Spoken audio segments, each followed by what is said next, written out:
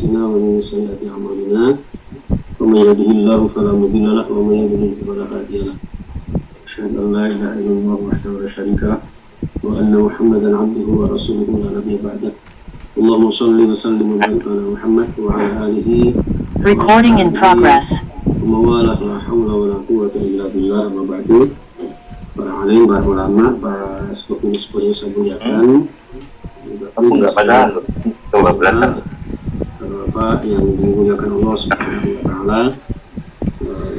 Alhamdulillah dalam kesempatan bulan yang penuh dengan keberkahan, kemuliaan, keistimewaan ini kita dipertemukan Allah dalam keadaan sehat walafiat. Mudah-mudahan ibadah kita, puasa kita, dan semua aktivitas kita termasuk kajian-kajian kita ini senantiasa diberkahi Allah Subhanahu wa Ta'ala, diterima dan dilipat gandakan pahala kita untuk bekal dunia dan akhirat kita. Amin ya rabbal alamin.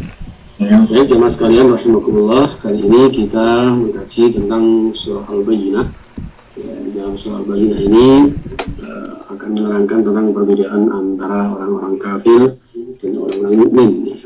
Di dalam surah Al-Bayyinah ini yang notabene adalah urutan ke-98 dalam urutan tartibus surah, tartibus surah di dalam Al-Quran terdiri dari samaniyatu ayat, 8 ayat, dan secara bahasa Al-Bayyinah bisa diartikan kemuliaan, bisa diartikan kejelasan, termasuk golongan surah Madaniyah, walaupun juga ada yang mengatakan termasuk surah Makkiyah, karena secara historis surah Al-Bayyinah ini berawal dari kisah yang terkait dengan pertarungan keyakinan antara orang-orang Yahudi, ahli kitab yang menyikapi keberadaan Rasulullah Muhammad SAW sebagai Nabi dan Rasul terakhir. Ini jemaah sekalian rahimakumullah, ini mohon maaf langsung kita menuju ke materi karena berbagi waktu. Nanti jam 7 saya harus berada di Keputih untuk Dewan Juri Dai Kota Surabaya dalam rangka mengisi kegiatan Ramadan ini. Itu jamaah sekalian, kita sampai ke keutamaan surah Al-Bayyinah. Jadi seperti biasa Bapak Ibu yang saya muliakan, bahwa masing-masing surah itu memiliki maziyah, memiliki keistimewaan, memiliki fadilah, karamah tersendiri. Ya, termasuk Al-Bayyinah ini ya disebut juga termasuk surah Al-Mufassal. Ya. Surah Al-Mufassal ini untuk Rasulullah SAW termasuk surah yang dikategorikan panjang-panjang ayatnya. Jadi di dalam juz Amma, terutama setelah surah Al-Duha sampai An-Nas, itu termasuk surah yang dikategorikan sebagai surah yang panjang. Nah jamaah sekalian rahimakumullah, surah Al-Bayyinah juga disebut dengan surah At-Tauhid. Kenapa? Karena di dalamnya mengandung inspirasi dan penguatan tauhid, mengisahkan Allah Subhanahu wa Ta'ala. Kita wajib mengimani Allah tanpa menyekutukan yang lain. Jadi terlepas dari itu yang namanya kearifan lokal atau kearifan interlokal atau apalah ya, mungkin ya seperti yang terjadi di satu event-event yang pernah kita saksikan itu ya. Itu dalam kaidah Islamiyah, dalam konteks tauhid itu tentu kurang dibenarkan ya, kurang dibenarkan. Jadi tauhid itu ya menyatukan Allah tanpa ada sekutu baginya. Jadi lam yalid walam yulad walam yakul lahu kufuwan ahad, tidak ada yang menandinginya, tidak ada yang menyamainya. Yang menurunkan atau meredakan hujan ya Allah, karena yang memiliki segalanya adalah Allah. Benar. Sembahyang benar ngomongin. Semoga bisa lebih baik lagi. Mohon apa ini?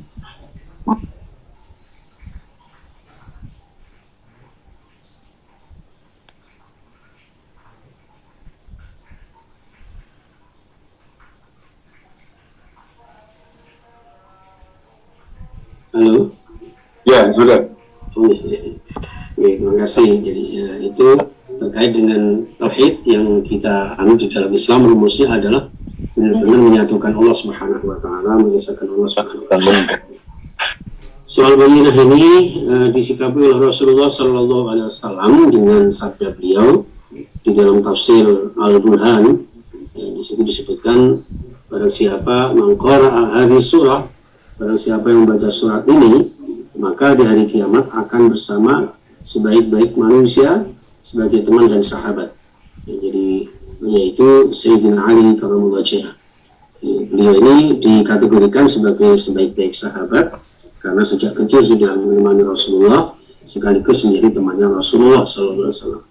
Dan jika dibaca di dalam wadah dan seorang yang memiliki penyakit lakwah, lakwah itu ngapunten mungkin penyakit ini ya, maka menceng ini ya, biasanya terkait dengan nggak tahu stroke atau apalah itu. Tapi dalam konteks ini bisa dibacakan surah Al-Bayyinah ya. Ini saya jadi teringat apa saya ketika dimintai umben ya, orang Jawa bilang orang sakit itu selalu menggunakan perantara Al-Quran Karim sebagai sarana untuk berdoa kepada Allah Subhanahu wa taala. Dan insya Allah itu dibenarkan ya. Jadi seperti ini insya Allah akan disembuhkan oleh Allah Subhanahu wa taala. Baik jamaah sekalian, Bapak Ibu yang saya muliakan, maka Rasulullah juga bersabda barang siapa yang membaca surah ini, maka dari kiamat akan bersama sebagai sahabat tadi ya. Sudah saya sebutkan tadi. Nah, untuk itu surah Al-Bayyinah ini tidak kalah pentingnya adalah mengandung unsur-unsur yang bisa mencegah kita dari perbuatan syirik atau munafik ya.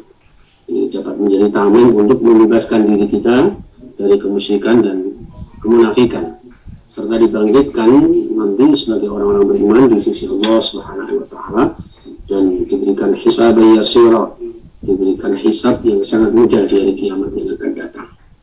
Jemaah sekalian rahimakumullah, jadi kalau surah Al-Qadr seperti yang sudah kita bahas di event berikutnya sebelumnya tentang keutamaan Al-Qadr di bulan Ramadan, keistimewaan Al-Qadr di bulan Ramadan, termasuk ketika kita baca surah Al-Qadr itu ya ada beberapa hikmah dan keutamaannya. Maka Al-Bayyinah ini juga mengandung unsur-unsur yang insya Allah nanti di hari kiamat akan menjadi wasilah penolong Allah ya, wasilah untuk mohon pertolongan kepada Allah Subhanahu wa taala agar kita dimudahkan dalam hisab kita, dimudahkan dalam perhitungan amal kita, dan dengan demikian dimudahkan kita masuk ke surga Allah Subhanahu wa taala. Baik jemaah sekalian rahimakumullah, kandungan inti dari surah Al-Bayyinah adalah sebagaimana yang disampaikan Rasulullah sallallahu alaihi wasallam, bahwa Rasulullah membacakan surah Al-Quran yang di dalamnya berisikan ajaran yang lurus, yaitu surah Al-Bayyinah. Al-Bayyinah ini ajaran benar-benar lurusnya surah Al-Mustaqim, lurusnya akidah Islamiyah, akidah sahihah, akidah salimah yang terselamatkan dari kemusyrikan, dari kefasikan, bahkan kemunafikan yang dibacakan oleh Rasulullah sallallahu alaihi wasallam. Namun demikian tidak semua orang menerimanya, bagi Ibu yang saya muliakan ini. Dan itu sudah menjadi satu kewajaran. Kadang-kadang kita berbuat baik ya, belum tentu respon orang lain positif terhadap kebaikan kita. Tapi kita tidak boleh berhenti untuk menjadi orang baik. Jadi, masuk dalam hal ini jamaah sekalian, ketika Allah memberikan wahyu Al-Bayyinah disampaikan kepada Rasulullah sallallahu alaihi wasallam tentang ajaran kebenaran, tentang ajaran Islam yang lurus, tentang tauhid yang murni, ya, ternyata orang-orang ahli kitab yang notabene mereka ini dikategorikan sebagai kafirin, orang-orang kafir dan orang-orang musyrik, ternyata tidak mau ya, tidak patuh terhadap tauhidullah, tidak taat untuk beribadah kepada Allah secara ikhlas, secara ihsan, secara murni. Jadi mereka tetap berpedoman kepada apa yang menjadi tradisi mereka sebelumnya. Jadi mereka itu yang selalu menyembah berhala, mereka yang menuhankan seseorang, mereka yang menganggap Allah punya anak dan sebagainya, itu dianggap sebagai tradisi nenek moyang. Maka ketika mungkin bahasa sekarang ya kearifan lokal itu ya, jadi kalau sudah menjadi tradisi turun-temurun dari nenek moyang, kadang-kadang menjadi satu syar'i formal, ini yang tidak boleh. Kalau sekedar meniru budaya Jawa misalnya ini, nah, itu kayak jenengan misalnya wayang gitu, itu kan budaya Jawa, nah, itu diambil aja hikmahnya. Jadi tidak lebih dari kearifan lokal itu sebuah media dakwah, media pembelajaran, media dalam kehidupan. Kalau dalam kaidahnya ilmu tasawuf itu kafa bil kauni ibrah, cukuplah dalam menyaksikan apa yang ada di hadapan kita ini sebagai pembelajaran, bukan sebagai tujuan. Karena tujuan kita adalah Allah Subhanahu wa Ta'ala, dan tentu kita harus taat dan patuh terhadap ajaran yang disampaikan oleh Rasulullah tentang tauhidullah ini. Ini jamaah sekalian, jadi di surah Al-Bayyinah ini ya, Rasulullah membacakan surah ini menjelaskan tentang akidah yang lurus, ternyata disikapi berbalik ya oleh orang-orang ahlul kitab. Nah, maka mereka pun akan diberikan balasan neraka yang sangat pedih tentunya ya. Ini jamaah sekalian rahimakumullah.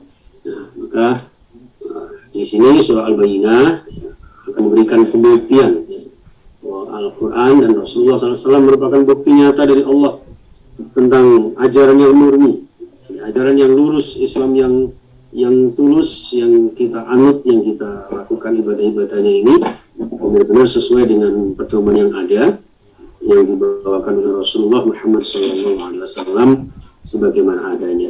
Wallahi insani illa masa'a in wa illa wahyu yuha. Jadi apa yang disampaikan Rasulullah ini berdasarkan wahyu. Agama yang dibawa Rasulullah adalah agama Allah, agama samawi, agama yang berdasarkan dengan Al-Quran sebagai agama, dan Al-Quran ini sebagai kitab penyempurna terhadap kitab-kitab terdahulu.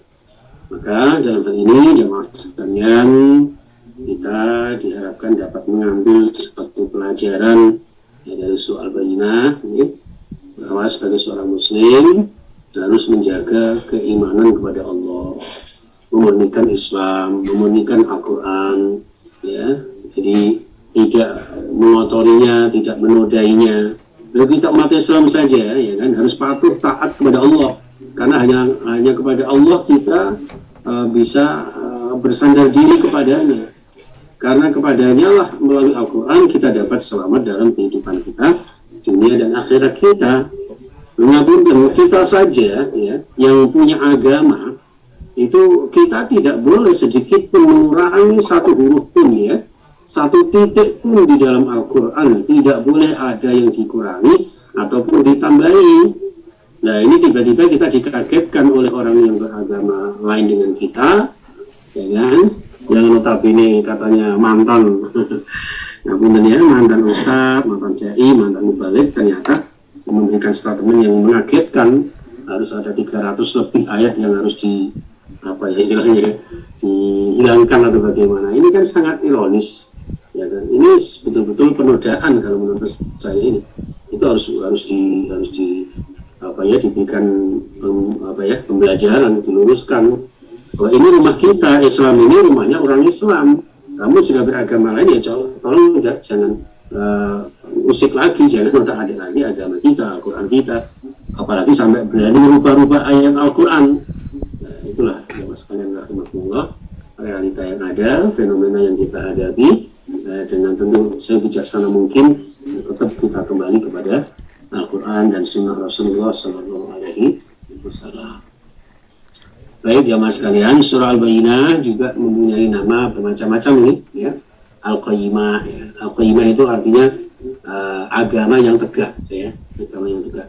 Munfakin ya, agama yang lurus, agama yang tidak pinggak-pinggok lagi ya. Terus dinamakan juga surah Ahlul Kitab ya. Karena surah ini membicarakan tentang karakteristik Ahlul Kitab ya. Ahlul Kitab yang nanti ada beberapa klasifikasi mereka, ada beberapa kelompok mereka. Jadi surah Al-Bayyinah nanti akan jelas Ahlul Kitab yang bagaimana, siapa saja yang termasuk Ahlul Kitab, dan dari situlah kemudian kita bisa menyikapi terhadap Ahlul Kitab yang ada di hadapan kita. Dan juga disebut dengan surah Lam yakunil ladzina kafaru ya. Ini diambil dari kalimat yang pertama. Jadi memang sering ya nama-nama surah di Al-Quran itu seperti surah apa ya, Al-Lahab itu ada yang mengatakan surah Tabat, ya, Al-Insyirah ada yang mengatakan Al-Nasrah, misalnya kayak gitu. Itu sering terjadi.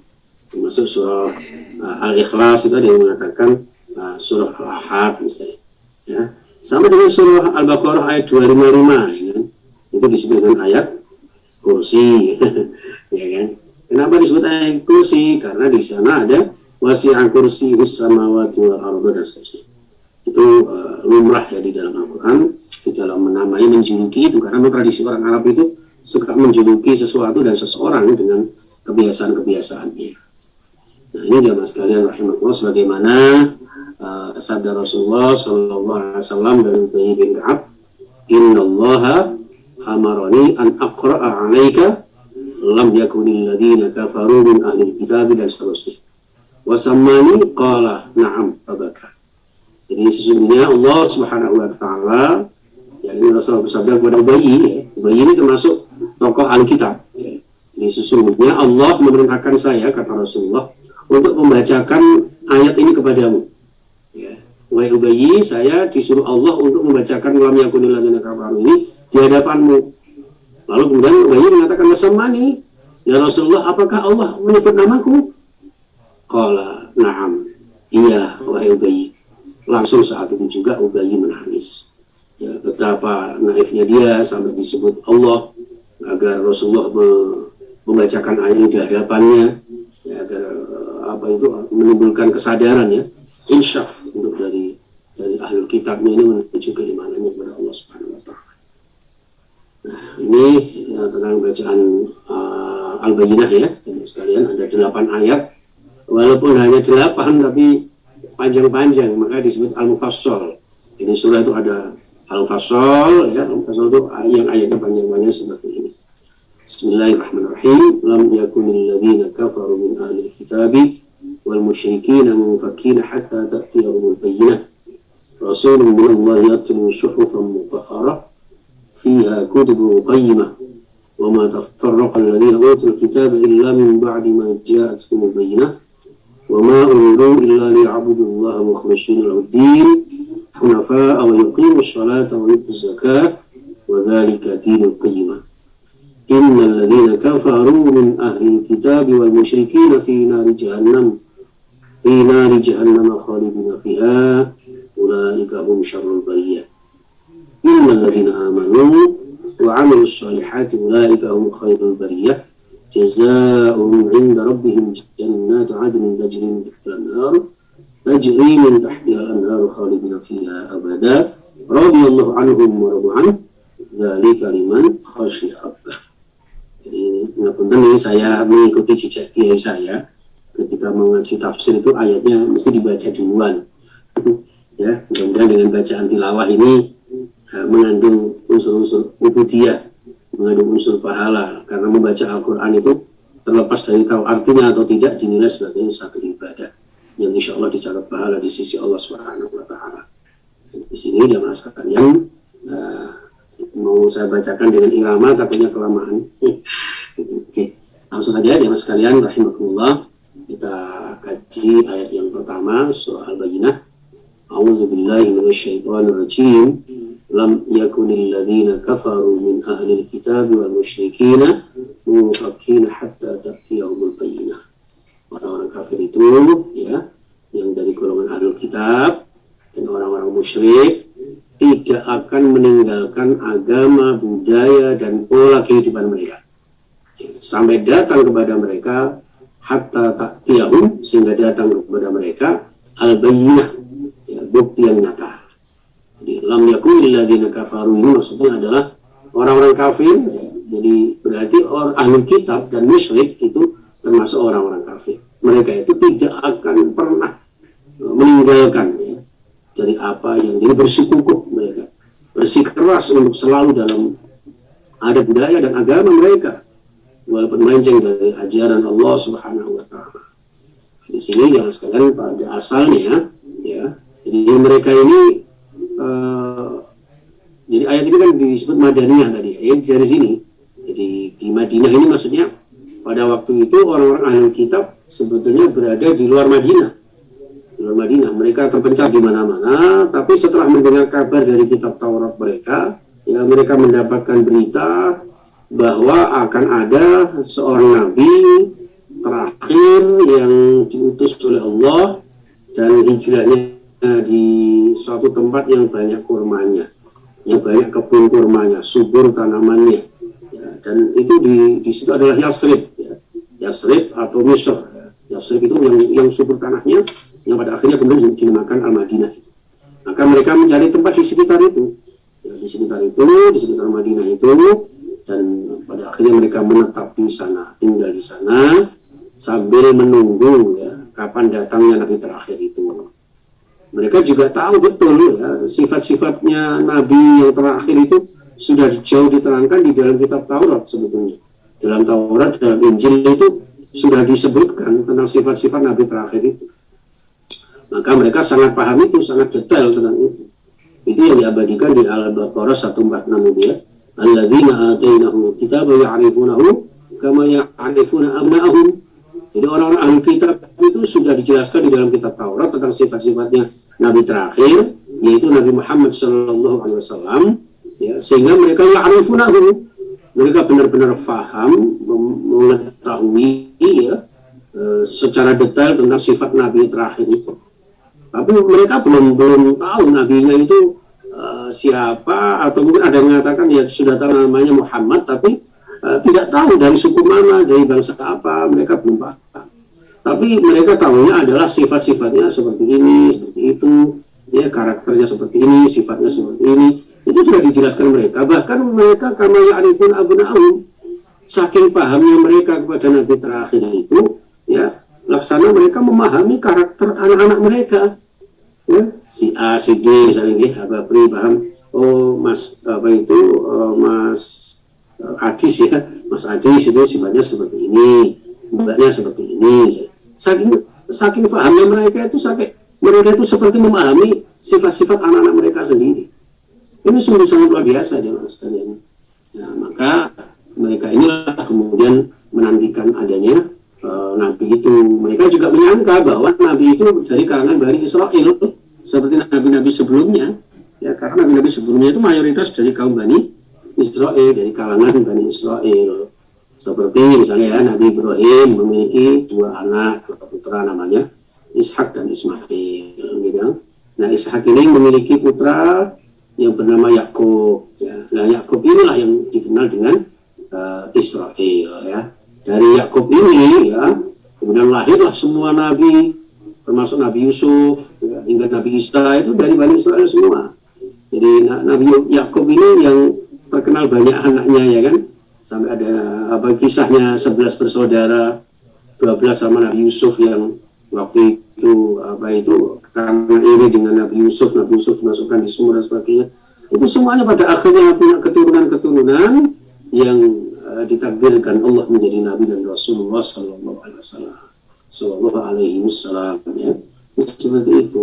Nah, sedangkan Nabi Ismail, ya, ini ternyata hanya memiliki satu keturunan saja yang menjadi nabi, yaitu Nabi Muhammad. Itulah yang membuat awal-awal kejadiannya antara kaum muslimin, kaum mukminin dengan Yahudi Nasrani Ahlul Kitab ini kemudian menjadi satu permusuhan. Kaum Yahudi pun menantikan kedatangan nabi terakhir itu, yang dianggap akan mendatangkan kejayaan, ya, mendatangkan kemenangan, gitu. Sampai-sampai mereka itu sesumbar dengan kaum Ansor. Jadi sebutan kaum Ansor itu bukan hanya ketika Rasulullah berhijrah ke Madinah bersama dengan kaum Muhajirin, kemudian diterima oleh kaum Ansor di Madinah. Jadi ternyata jauh sebelumnya itu ada satu kelompok yang bernama kaum Ansor. Nah, kaum Ansor ini selalu berseberangan dengan Ahlul Kitab. Jadi di Madinah itu, di sekitar Madinah itu ada kelompok Ahlul Kitab, ada kelompok kaum Al-Ansor. Nah, kaum Ansor waktu itu selalu bertentangan, bermusuhan dengan Ahlul Kitab.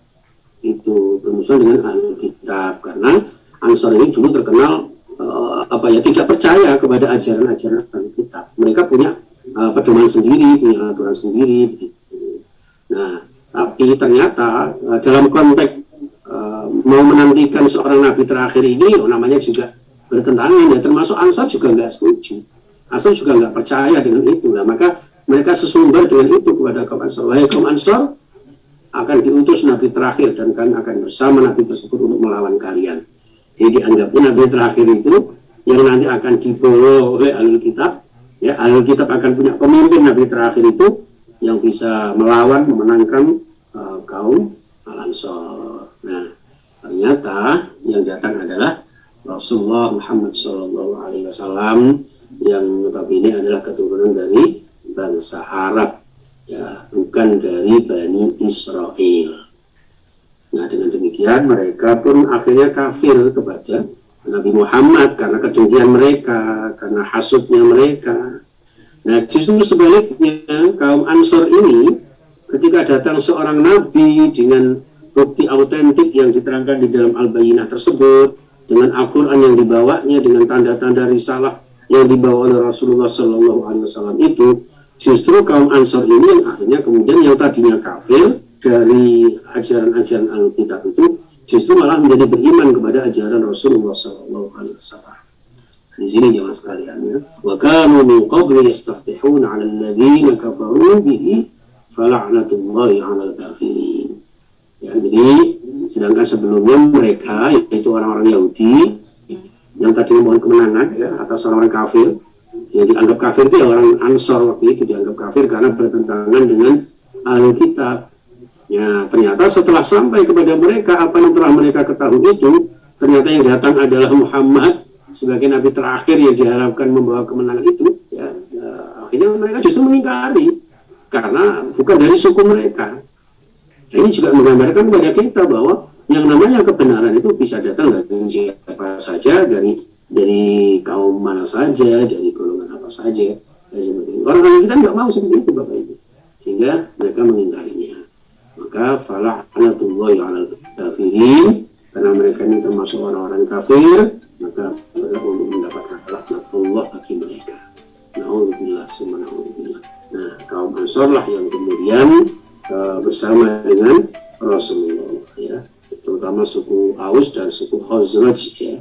Di sana ada dua suku besar di Madinah yang tergabung dalam kaum Ansor itu, yang bernama suku Al-Aus dan suku Al-Khazraj, yang kemudian beriman pada Rasulullah Muhammad SAW dan membantu perjuangan Rasulullah di dalam memerangi kaum Yahudi dan Nasrani, ahli kitab yang termasuk kaum musyrikin itu.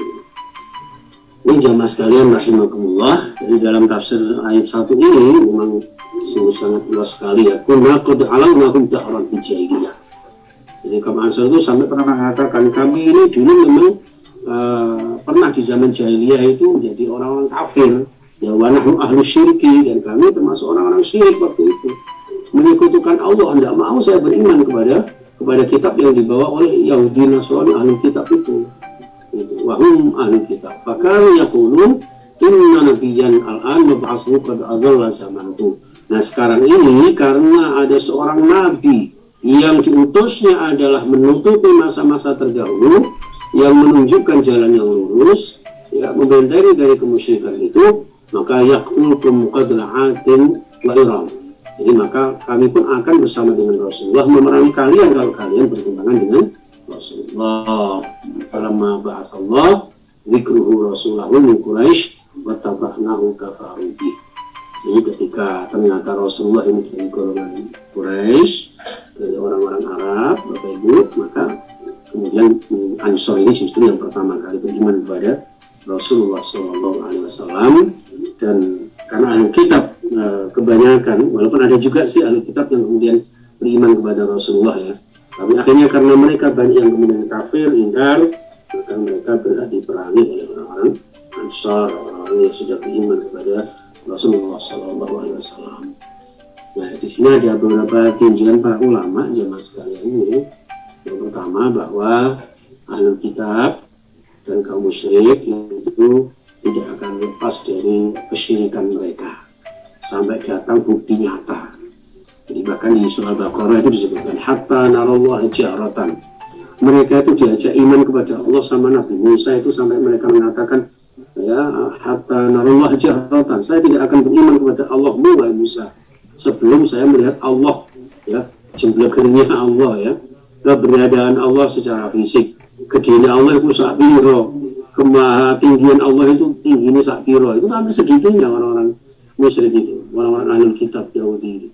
Dan ahli kitab dan kaum musyrik ini sama bersekongkol ya, berkoalisi ya, di dalam kemusyrikan mereka, di dalam kekafiran mereka, ya seperti itu. Nah, maka mereka itu minta bukti dalam konteks masa Rasulullah pun mereka selalu minta bukti. Mana buktinya kalau Nabi Muhammad itu begini dan begitu, dijelaskan oleh kitab itu nggak percaya mereka. Nah, baru setelah bukti itu datang, ya, baik dengan adanya Rasulullah sendiri yang mengaku menjadi Nabi dan Rasul, ya, maka itu pun hanya sebagian saja mereka yang beriman. Mereka tetap bersikukuh dalam kemusyrikan dan kekafirannya. Yang kedua, jamaah sekalian, bahwa ahli kitab dan kaum musyrik itu dalam memuji Rasulullah SAW tentu ada batasannya, yaitu ketika Rasulullah mengaku sendiri. Jadi mereka nggak percaya dengan cerita-cerita yang ada di dalam kitab suci mereka, bahkan dari biara-biarawati mereka, dari pendeta-pendeta mereka, sebelum adanya Rasulullah ini mengaku dengan sendirinya. Karena mereka meyakini Nabi tersebut akan datang dari mereka, bukan Muhammad. Ya, jadi mereka ya kecewa, sangat-sangat kecewa. Mereka berharap bahwa yang datang Nabi terakhir itu dari kalangan mereka, ternyata dari golongan kaum Quraisy, dari bangsa Arab. Ya. Kaum musyrik juga memuji Nabi Muhammad, mengenalnya. Jadi sebenarnya mereka tahu tentang sifat-sifatnya Nabi Muhammad yang as-siddiq, ya, yang jujur, benar, al-amin, yang bisa dipercaya, ya, yang amanah, yang punya sifat-sifat kemuliaan, wa innaka la'ala khuluqin azim, memiliki akhlak yang sangat agung. Itu mereka paham, mereka sadar, mereka tahu, ya, tapi mereka melari karena kehasutan mereka, karena iri dengki mereka, karena kesombongan mereka. Karena kesombongan itulah, kan itu mereka tidak bisa menerima satu kebenaran. Ya, itu hadirin sekalian yang dimuliakan Allah, sehingga mereka tidak bisa menerima begitu saja dari ajaran Rasulullah SAW. Sebagaimana dalam satu hadis Rasulullah SAW, Ali bin Abbas radhiyallahu anhu, anna Nabiya sallallahu alaihi wasallam, sesungguhnya Rasulullah SAW kharaja ilal Babha, suatu ketika keluar ke tanah namanya Babha. Di Babha itu satu perbukitan, fasu'ida ilal jabali, kemudian Rasulullah naik ke atas bukit, ke atas gunung. Fanada, kemudian manggil-manggil. Waktu itu karena belum ada pengeras suara ya. Jadi Rasulullah manggil-manggil dari atas bukit itu, ya Sobaha, wahai orang-orang Arab, wahai kaumku, wahai manusia, silakan berkumpul, ya kan? Berkumpul, fajtama'at ilahi Quraisy. Maka kemudian berkumpul orang-orang Quraisy, termasuk paman-pamannya beliau, ya, termasuk paman beliau ya, ada Abu Jahal, Abu Lahab, ada juga yang lain, Abu Sufyan, ya, Abdullah bin Ubay, dan semua orang-orang tokoh-tokoh kaum kafir Quraisy berkumpul semua. Mereka penasaran, ada apa ini Muhammad menyuruh kita berkumpul ini? Faqala, kemudian Rasulullah bersabda, "Ara'aytum in haddastukum?" Bagaimana pendapat kalian? In haddastukum, andaikan saya menceritakan kepada kalian, andaikan saya menceritakan kepada anda semuanya, annal aduwa musabbihukum aw mumassikum, ya, andaikan sesungguhnya, ya, andaikan saya menyampaikan kepada anda semuanya bahwasanya musuh-musuh kita, ya, akan datang suatu saat, baik pagi maupun sore hari, ya, mereka akan datang musabbihukum aw mumassikum, ya, baik waktu pagi maupun waktu sore mereka akan suatu saat menyerang kepada kalian. Akuntum tusaddiquni, apakah kalian mau membenarkan saya, mau mempercayai saya, kata Rasulullah. Qalu, mereka menjawab, na'am, ya betul wahai Muhammad, ya apapun yang anda sampaikan kami akan mempercayai dan membenarkannya. Qala, maka Rasulullah bersabda, fa inni nadhirun lakum baina yaday 'adzabin syadid. Nah, kalau demikian, maka sungguh saya adalah pemberi peringatan. Saya adalah seorang Rasul yang memberikan satu rambu-rambu kepada kalian agar kalian semuanya baina yaday adzabin syadid, terselamatkan dari siksa api neraka yang sangat pedih. Dengan cara apa? Dengan cara membenarkan, mengamalkan, mengaplikasikan ajaran-ajaranku, kata Rasulullah SAW. Nah, ternyata di luar dugaan, tiba-tiba si Abu Lahab ini nyeletuk. Faqala, nuli nyeletuk, ya. Sopo Abu Lahab. Ya, Abu Lahab ini pamannya sendiri. Alihada jama'tana, ya Muhammad. Waduh, ini tok tak Muhammad, sama ngumpulna aku ini. Ya. Oh, seperti ini tak tujuanmu. Alihada, apakah hanya untuk ini, wahai Muhammad? Kamu mengumpulkan kami semuanya di sini. Walati wasaira, gitu. Ya, bahasa kasar. Itu banyak ini. Tabban laka, ya Muhammad. Oh, celaka kamu Muhammad. Jadi, ternyata Muhammad diumpat oleh pamannya sendiri, Abu Lahab. Karena saking jengkelnya. Terima apa paman, jadi nabi, jadi rasul, seakan-akan seperti itu.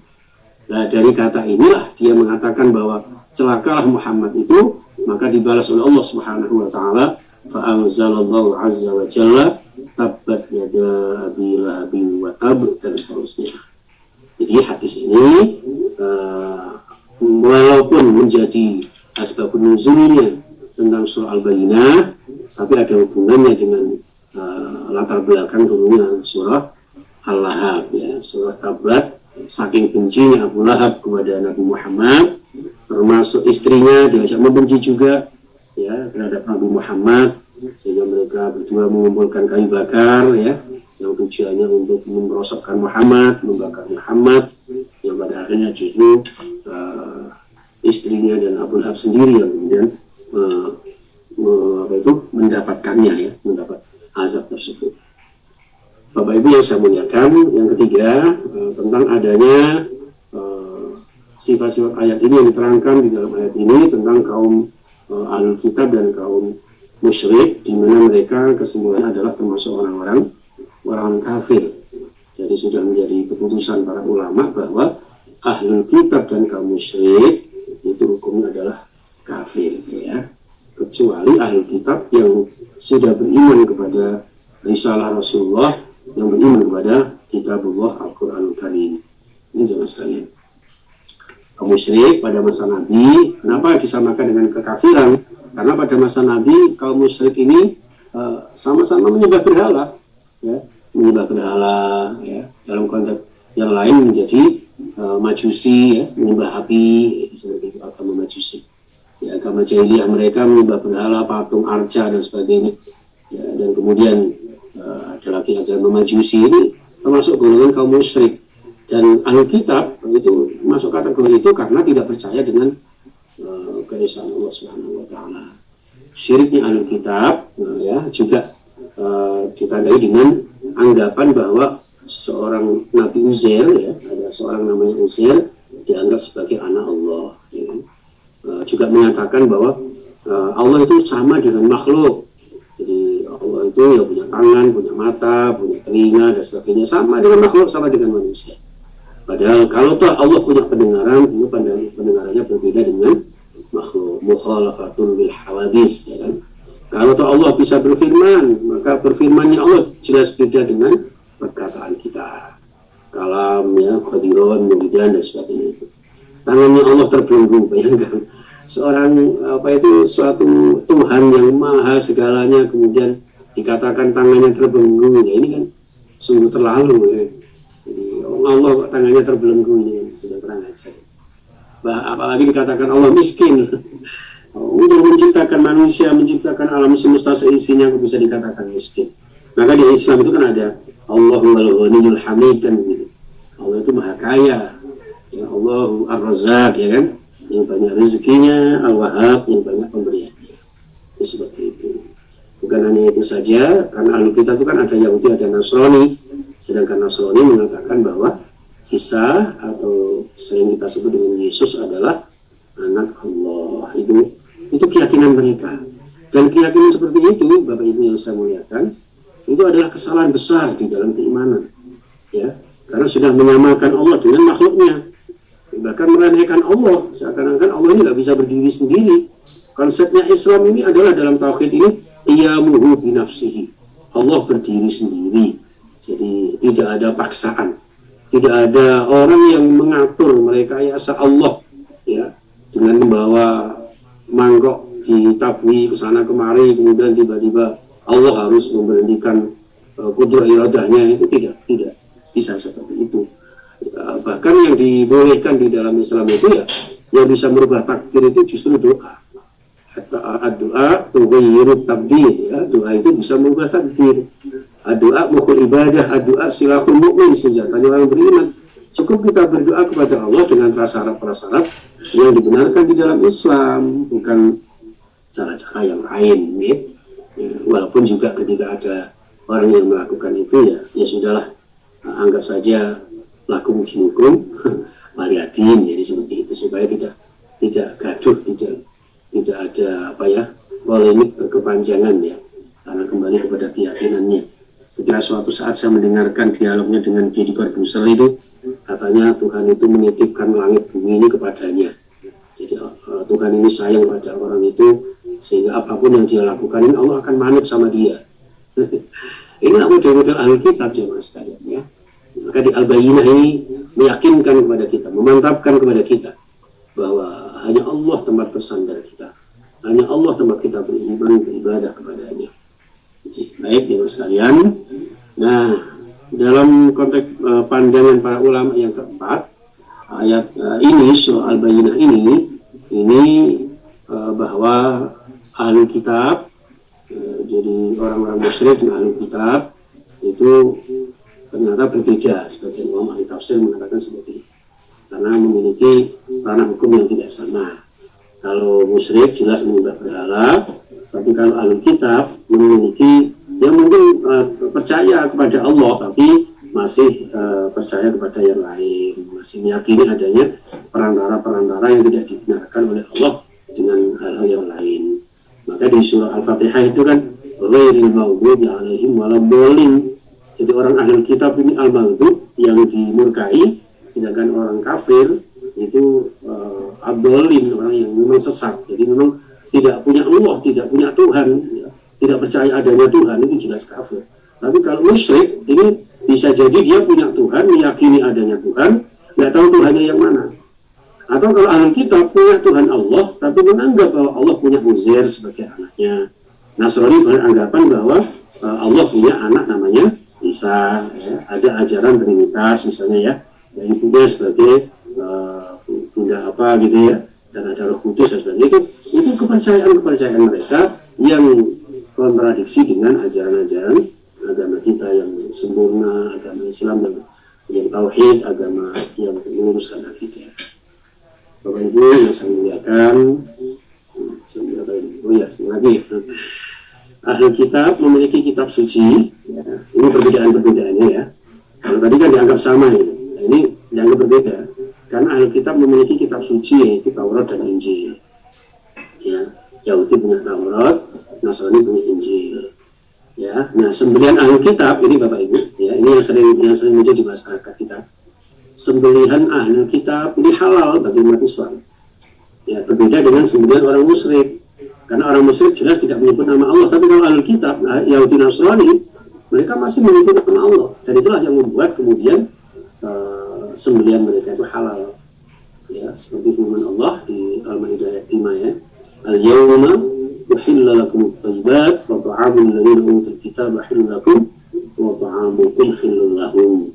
Jadi hari ini diputuskan bahwa apa yang disembelih oleh orang-orang Yahudi itu, orang Nasrani, ahli kitab itu halal bagi kalian. Demikian juga makananmu halal bagi mereka. Bukan hanya itu saja, wanita ahli kitab juga boleh dinikahi kaum muslim. Wal muhsanatu minal ladzina utul kitab min qablikum idza ataytumuhum ujurahunna muhsinina ghairu musafihina wala muttakhidhi akhdan. Ini lanjutannya ayat tersebut. Jadi ahli kitab yang benar-benar ahli kitab, wanita-wanita mereka itu boleh dinikahi. Wal muhsanat yang bisa menjaga diri dari ahli kitab min qablikum sebelum kalian. Bila ada ujurahun, yang penting adalah dikasih maharnya ya. dijaga baik-baik, ya. Mereka yang terjaga tidak pernah berbuat sesuatu yang tidak senonoh, ya, berzina dan sebagainya. Itu halal bagi kaum muslimin untuk menikahi mereka. Nah, ini jamaah sekalian rahimahullah. Ya. Adapun menikahi wanita-wanita musyrik, jelas hukumnya haram. Wala tunkihul musyrikat hatta yu'minna wal 'abdu mu'minun khairun min musyrikin walau a'jabakum al-ayah. Jadi janganlah kalian menikahi wanita-wanita musyrik. Ya, wala tankihul musyrikati hatta yu'minna wal amatun mu'minatun khairun min musyrikati walau a'jabatkum. Seperti itu. Ini terpotong ini ayatnya, mohon maaf ini. Jadi janganlah kalian menikahi wanita-wanita musyrik.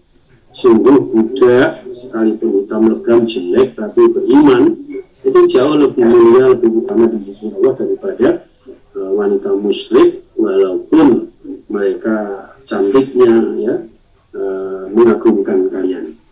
Itu di dalam surah Al-Baqarah 221. Ini menggambarkan bahwa kalau ahlul kitab itu masih dibolehkan sembelihannya, masih dibolehkan untuk nikah lintas agama bagi mereka, ya, bagi kita itu masih dibolehkan. Tapi kalau orang musyrik jelas-jelas tidak boleh. Ini beda dengan ulama sebelumnya, ahli tafsir sebelumnya, bahwa ahlul kitab dan orang-orang kafir itu sama-sama musyrik. Nah, di sini ada satu klasifikasi, ya, ada perbedaan-perbedaan ini. Itu Bapak Ibu yang saya muliakan. Ini tentang surah Al-Bayyinah ayat 1. Sekarang ayat 2. Rasulun minallahi yatlu suhufan mutahharah. Seorang rasul yang membacakan lembaran-lembaran kitab suci Al-Quran. Jadi Al-Quran itu berupa lembaran-lembaran yang disucikan. Karena lembaran-lembaran yang disucikan, maka turunnya pun bulan yang disucikan Allah. Al-Bayyinah adalah Nabi Muhammad SAW, utusan Allah yang mendatangkan lembaran-lembaran yang disucikan. Berarti kalau disucikan tidak ada sesuatu yang kotor, maka tidak mungkin ada kebatilan-kebatilan di dalamnya. Maka di ayat Al-Quran surah pertama, ya, Alif Lam Mim itu la raiba fihi hudal lil muttaqin. Jadi la raiba fihi, tidak ada keraguan. Kenapa? Karena tidak ada kebatilan di sana, tidak ada yang patut kita ragukan di sana. Ini jamaah sekalian rahimahullah. Ya. Jadi Allah tidak akan didatangi, ya. Layatihi batil, tidak akan didatangi oleh kebatilan, baik dari depan maupun dari belakang, pada masa lalu atau yang akan datang, yang diturunkan dari Tuhan yang Maha Bijaksana dan Maha Terpuji. Jadi Allah Subhanahu wa Ta'ala menurunkan Al-Quran yang Maha Suci ini, yang memberikan kesucian-kesucian dan lembaran-lembaran itu, berarti tidak ada kebatilan di dalamnya. Allah menjaganya, ya. Allah menjaganya. Seperti di surah Al-Hijr ayat 9. Inna nahnu nazzalna dzikra wa inna lahu lahafizun. Ya, jadi Allah yang turunkan kitab suci Al-Quran dan Allah juga yang menjaga dan memurnikannya. Sedangkan kitab Taurat dan Injil beda lagi, jemaah sekalian. Inna anzal Taurah, kami Allah turunkan kitab Taurat, fiha hudan wa nur. Di dalamnya ada hidayah dan cahaya. Yahkumu bihan nabiyyuna alladzina aslamu lil ladzina hadu. Jadi di dalamnya itu ada hukum-hukum yang dibawa oleh para nabi, di mana para umatnya kemudian berserah diri, mohon petunjuk kepadanya, termasuk juga para rabbaniyun wal ahbar, ya, para pendeta-pendeta mereka. Limastughfidu min kitabillah wa kanu 'alaihi syuhada. Namun demikian, kemurnian kitab Taurat dan Injil itu, ya, kitab Taurat itu diamanahkan oleh Allah kepada para pendeta untuk menjaganya, untuk memurnikannya. Walaupun ternyata pada akhirnya setelah ditugaskan untuk menjaga Taurat dan Injil itu, justru mereka malah merubahnya. Maka karena merubahnya itulah di sini disebutkan fawailul lil ladzina yaktubuna al-kitaba bi aydihim summa yaquluna hadza min indillah liyashtaru bihi samanan qalila. Maka celakalah orang yang menulis kitab Allah, ya, dengan tangan mereka, dirubah-rubah sendiri oleh mereka, diamandemen sendiri oleh mereka, lalu kemudian diatasnamakan itu dari Allah untuk diperjualbelikan dengan harga yang sangat murah. Fawailul lahum mimma katabat aydihim, maka celakalah bagi mereka apa-apa yang ditulis oleh mereka. Wawailul lahum mimma yaksibun, dan celakalah bagi mereka apa-apa yang telah mereka kerjakan. Jadi di sini jamaah sekalian sampai 3 kali Allah berfirman wailun, ya. Celaka dan celaka orang yang merubah-rubah Al-Quran. Ya, orang-orang yang mengaman dengan Al-Quran, orang yang mengatakan bahwa Al-Quran perlu direvisi, tidak sesuai dengan situasi kondisi. Na'udzubillah. Mereka adalah orang-orang yang bersifat Yahudi Nasrani, bersifat ahli kitab, yang notabene orang-orang kafir, yang diserangkan dengan Al-Bayyinah ini, yang akan diancam, ya, sampai dikatakan wailun, ya, celaka dan celaka bagi mereka. Ini jamaah sekalian rahimahullah, maka di dalam tafsir ayat 3 ini, ya, di dalamnya terdapat isi kitab-kitab yang lurus. Fiha kutubun qayyimah, kitab-kitab yaitu hukum-hukum yang lurus dan adil, ya. Dalam kitab As-Sam'ani disebutkan bahwa yang disebut kutub adalah kitab-kitab, yaitu hukum-hukum, ya. Kalau sekarang mungkin ya itu KUHP, ya. Kitab undang-undang hukum pidana perdata misalnya, ya. Itu kitab dalam arti kumpulan-kumpulan hukum Allah Subhanahu wa Ta'ala. Itu sampai ayat 3, Bapak Ibu yang saya hormati rahimakumullah, ya. Mungkin kita berseri, mudah-mudahan nanti bisa ketemu lagi, berikan saya walafiat di pertemuan berikutnya. Baik, alhamdulillah Ustaz, terima kasih kajiannya. Bapak Ibu mungkin ada, ibunya nggak ada ya? Ya, mungkin ada pertanyaan. Ada mungkin saya sedikit aja, tapi sebelumnya belum sampai ayat itu ya, nggak apa-apa. Di ayat 6 itu kan bahasan bagi orang kafir kan disebutkan qolidina fiha, ya, di dalam selama-lamanya. Tapi kalau di dalam ayat 8 untuk balasan bagi orang beriman itu qolidina fiha abada. Jadi bedanya apa kira-kira itu?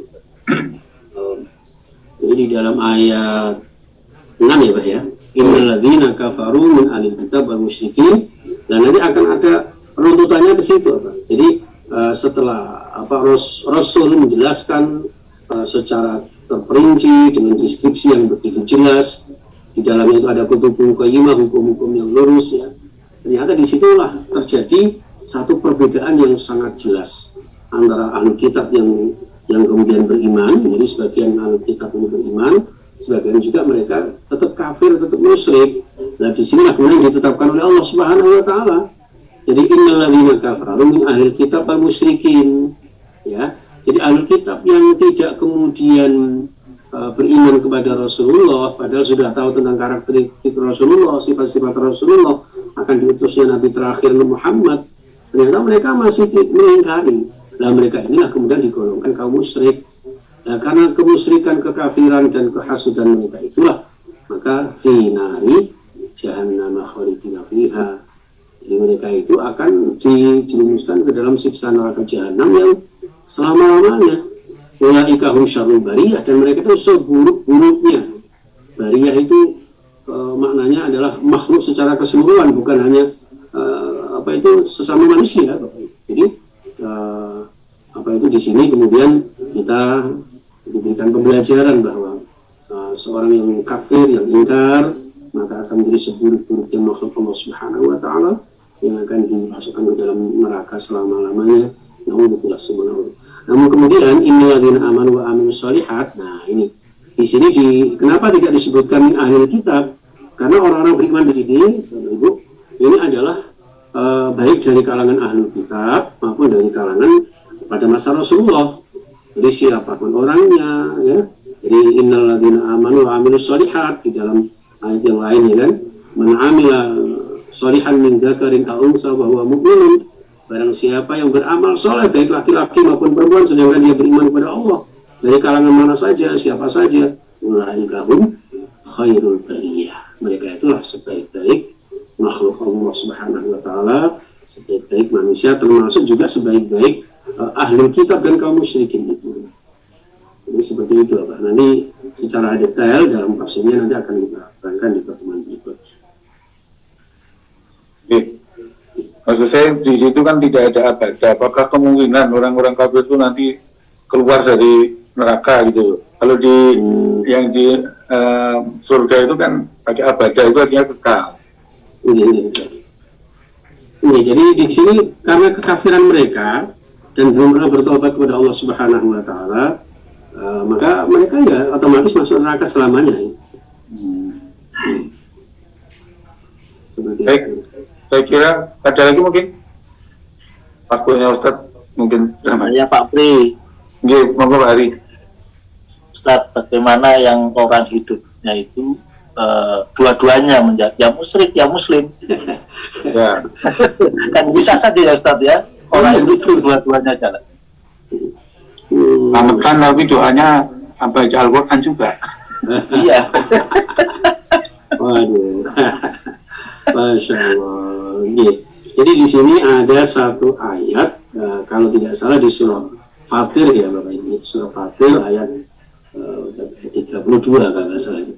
Jadi summa awrasnal kitab alladziina istafaina min ibadina faminhum dzalimun li nafsihi wa minhum muqtasid wa minhum sabiqun bil khairat. Ayat ini sangat populer. Saya ingat betul ketika saya tes khutbah di Masjid Kormas ya waktu itu. Saya masih semester 6 atau 7 waktu itu ya. Kita sama Yai Mukhid ini, saya ingat betul ayat ini. Jadi ketika menerima khutbah, menerima ceramah, menerima mau'idhah itu termasuk ini.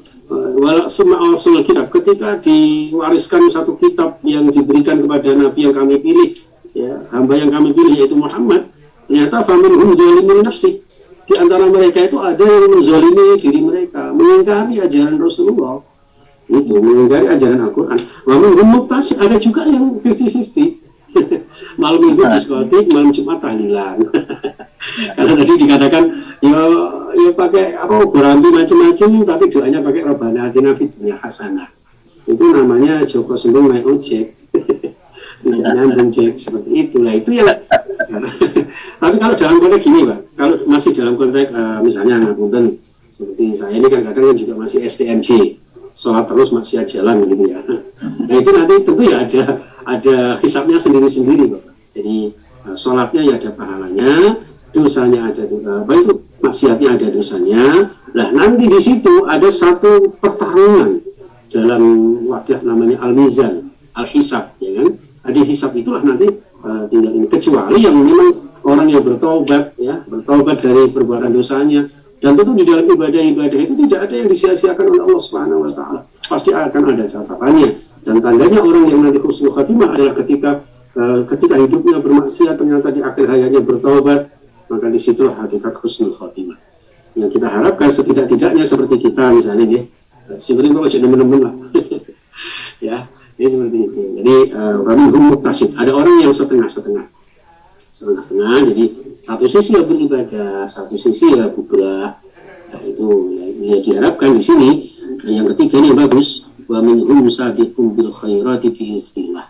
Ada orang yang sabiqun bil khairat, selalu terdepan dalam kebaikan. Ya, selalu terdepan dalam kemaslahatan baik untuk dirinya, untuk mencari ridho Allah maupun dalam bermanfaat kepada sesama hamba Allah Subhanahu wa taala. Jadi dzalika wal fadlul kabir, dan orang yang mendahulukan kebaikan inilah yang berusaha bagaimana menjadi orang baik ya, itu adalah orang yang mendapatkan karunia Allah yang sangat besar. Seperti itu. Ada lagi? Cukup ya? Baik Ustaz, monggo sekalian ditutup dengan doa. Bismillahirrahmanirrahim. A'udzu billahi minasyaitonir rajim. Allahumma shalli wa sallim wa barik ala Muhammad wa ala alihi washabbihi ajma'in. Allahumma ighfir lana wa liwalidayna warhamhum kama rabbayana shighara. Allahumma arhamna bil Qur'an. Allahumma barik lana fi Ramadan. Allahumma barik lana fi Ramadan. Allahumma barik lana fi Lailatul Qadri. Allahumma barik lana bisyami wal amali wat tarawihi waz zakati wal infaq was sadaqah. Ya Allah, Allahumma ja'alna min ahli al-ilmi wa al-khairi wa ahli al-Quran wa ahli al-sihha wal afiyah wa ahli al-rizqi halalan tayyiban mubarakah wa ahli ziyarati Makkah wal Madinah wa ahli al-karamah wa ahli al-hidayah wa ahli al-syafa'ah wa ahli al-rahmah ya Allah wa ahli al-istiqamah wa ahli husni al-khatimah bi barakati syahri Ramadan al-mubarakah bi syahri Allah. Allahumma ya Allah, jumpakan kami dengan Lailatul Qadar. Bukalah hati kami dengan Al-Quran yang diturunkan di bulan suci Ramadan, sehingga akan mendapat keberkahan dari bulan suci Ramadan ini, menjadi hamba yang terbaik di sisi Allah bagi dunia sampai akhirat nanti. ربنا آتنا في الدنيا حسنة وفي الآخرة حسنة وقنا عذاب النار وصلى الله على محمد وصلى الله عليه وسلم والحمد لله رب العالمين. Maaf. Assalamualaikum warahmatullahi wabarakatuh. Waalaikumsalam warahmatullahi wabarakatuh. Alhamdulillah, matur nuwun Ustaz, Bapak Ibu, terima kasih semuanya. Kita ketemu lagi mungkin di 2 minggu lagi, 1 minggu lagi. Insya Allah kita diberi sehat, panjang umur, bisa menyelesaikan puasa Ramadan dengan baik dan juga semua amal ibadah kita diterima Allah SWT. Amin ya rabbal alamin. Kurang lebihnya mohon maaf. Kita tutup pertemuan ini dengan kafaratul majlis. Subhanaka Allahumma wa bihamdika asyhadu an la ilaha illa anta astaghfiruka wa atubu ilaik. Assalamualaikum warahmatullahi wabarakatuh. Recording stopped. Warahmatullahi wabarakatuh.